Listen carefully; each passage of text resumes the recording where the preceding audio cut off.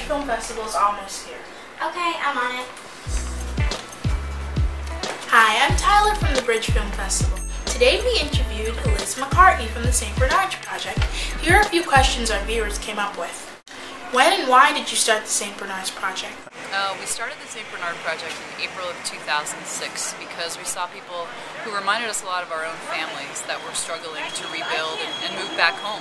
They had been impacted by this storm and they needed help getting back in and kind of getting their lives back on track. So that's why we started the St. Bernard Project. How can you rebuild a home with only $12,000? The labor part of it, and our staff supervises our volunteers, so that helps to keep the costs very, very low per house. We also work with lots of good vendors locally who give us discounts that help to keep the costs down. How long does it take to rebuild a home? Typically it takes us about 8 to 12 weeks to rebuild a family's home.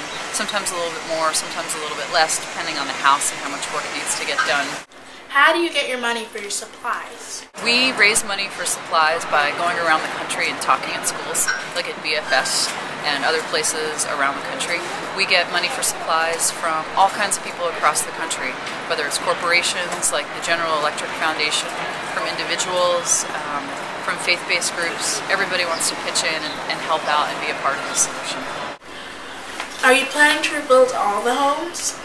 So we've been able to rebuild 245 houses so far, and we estimate that somewhere between 6,000 and 8,000 families still need help rebuilding. They don't have enough money to buy building supplies and do the work on their own. So there's quite a bit of work still to do in the greater New Orleans area.